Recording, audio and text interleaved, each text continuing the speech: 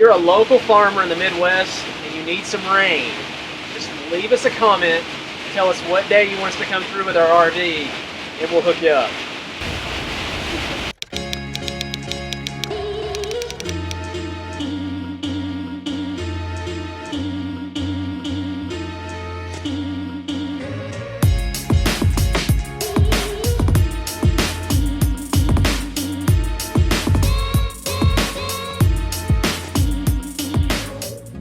So one thing we don't show a lot is how long it takes for setup and takedown every time we move.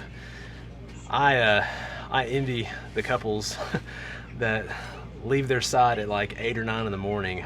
As we're getting ready to head to Colorado, it's pushing 12. If we get out by 11 or 12, we're doing pretty good for us. It just, 8 or 9 just doesn't happen. And that's part of why we went from a fifth wheel to a motorhome. That, you know, 15-20 minutes we felt like we could save every time we set up with the motorhome over the fifth wheel. I mean, it added up. It was just one more thing to worry about, trying to get that fifth wheel level and having to line up the truck and everything. It's just been faster with the motorhome.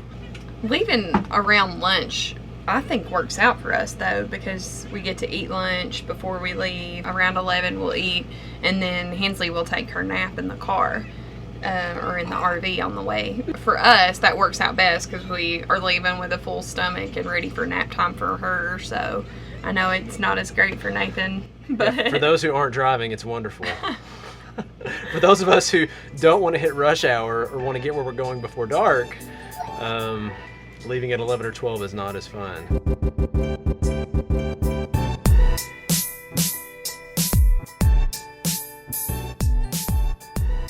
Finally pulling out of Cookeville, Tennessee. 1 p.m. Not good. We're hoping to beat rush hour in Nashville. Definitely bittersweet. Like, I'm so excited to get back on the road, and especially to see Colorado. I'm pumped about that.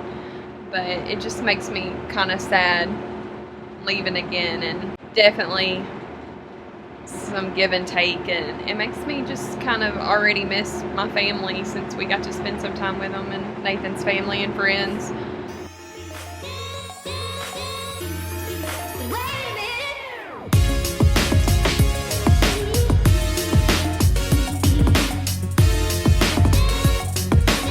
Looks like we're about to get rained on.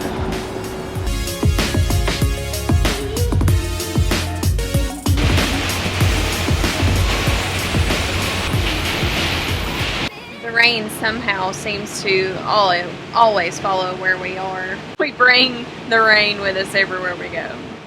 On our way to Colorado, we decided to make a stop in St. Louis, Missouri. We're probably a few hours away. I don't think we're gonna make it by dark, which is what we were wanting to do.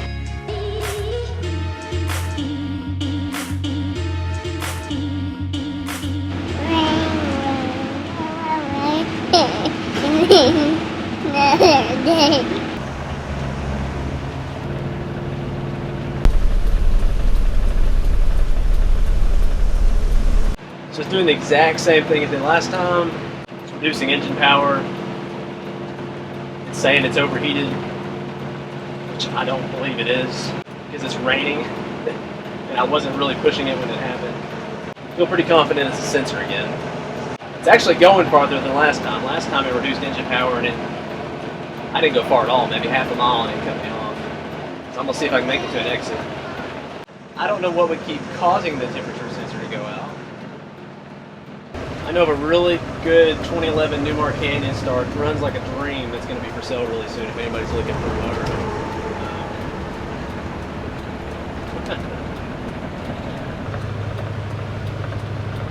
Here's our exit.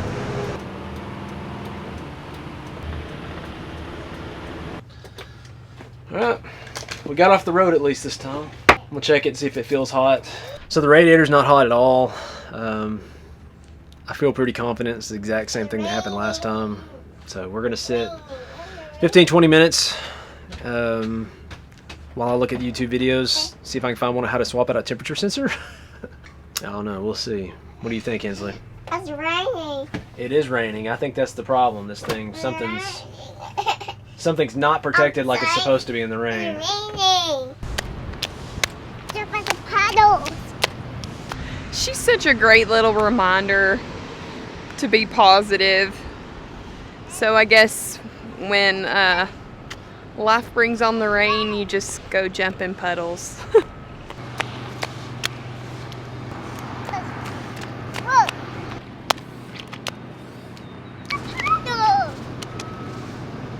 It's just very frustrating to be right back in the same spot we were.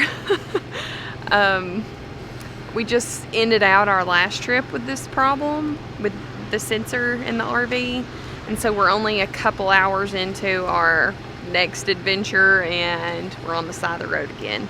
It just seems to be a theme for sure that every time we take off something is breaking down. And our RV was just in the shop a couple weeks ago, not even that, less than a week ago, getting stuff fixed. So it's just a lot of maintenance, a lot of breaking down. There's definitely good that outweighs all of this, but it just gets frustrating at times. For all of us except Hensley. She's having a blast jumping in the bows.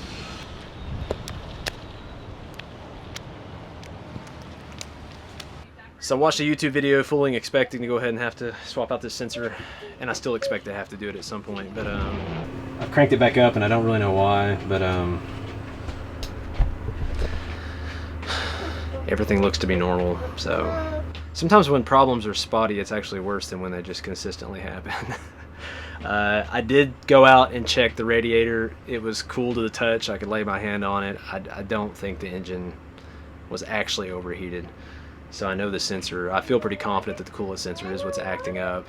We've stopped at a gas station. We're going to get gas. I don't know. I think we may press on.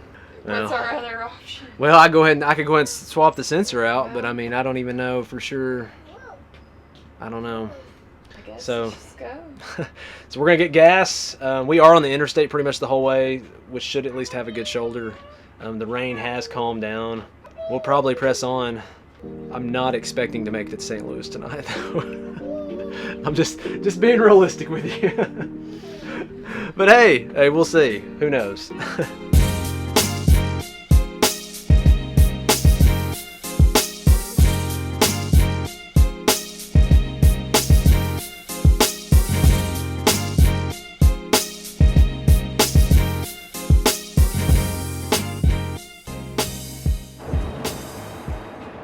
So we're a little over an hour from St. Louis. The RV's been chugging along ever since it went haywire. We're just going to keep pushing to St. Louis and hope we get there before dark and don't have any problems before dark. I haven't decided what to do yet. I think for now, we're not going to worry about whether or not we work around rain, but if it's a torrential downpour like what we had today, we may scale it back a bit. Either slow down a whole lot or just pull off to the side and kind of wait the storm out. Because it was some pretty hard rain today, and the last time this happened, it was some pretty hard rain that time too. So I don't know what's going on. Next time I have it in for service, if it makes it that far, I'll see if I can figure out what might be causing that sensor to go haywire like that.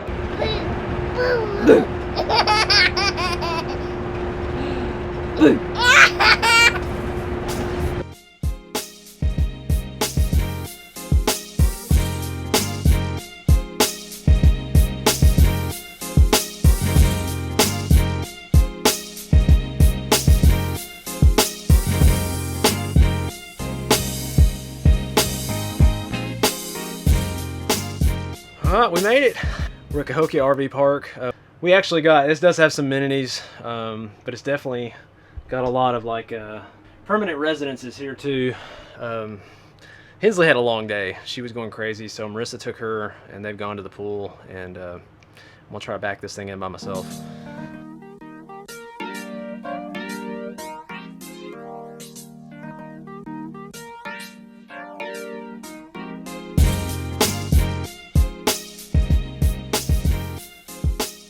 So as far as what we do when we park the RV, of course we pull into the site, and it's a pretty level site, so it's not going to be too bad. I press the auto leveler button on here, and which is what you just saw with the jacks going down. And then once we've got the RV level and the jacks down, we move on to the slide outs. We've got 3 slide outs, this big one in the main living room, and then one on each side in the back. I'm also coming outside, checking to make sure that the slides aren't gonna hit anything.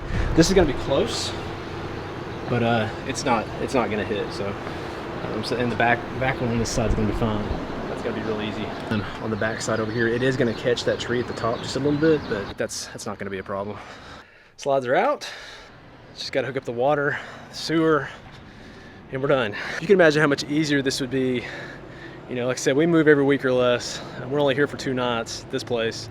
If you stay 2 weeks, a month, it's way less work. We definitely put some work in with all the moving we do. I'm actually gonna wait on the sewer hose. We're staying somewhere 2 nights. We are not gonna fill up our tanks, so I'm just gonna wait till the very end, then we'll dump everything at once. So, and that's good for 2 reasons. One, I've only got to get the sewer out once. I get it out, put it up in the same sitting, and it's just easier to do it that way. And 2, when you're dumping your sewer, it's really good to have some gray water in the tank. And so you dump your sewer first, and then you let your gray water come through and flush that sewage out. Which I know all this sounds really gross, but it's just a part of the fun. I was coming to check on you guys. Hensley, you did so good today. She's a good little swimmer. You did so good. So we're gonna wrap it up. Any final words for today? I'm just glad we made it. Could have been a lot worse. I guess we don't know when that thing's gonna go, so it could keep things interesting on this trip. I don't know. I'm tempted to just swap it out, but until I know what's causing it to go out, though, I don't know that it'd do any good to swap it out. Frustrating, but it's part of RVing. Hensley's got some bundled energy. Yeah, she does. Yeah. That's why I was hoping. Yes. I was hoping the swimming pool would wear you out. We're gonna try to get some sleep. Hensley may not ever go to sleep. Start checking out St. Louis later. Yes.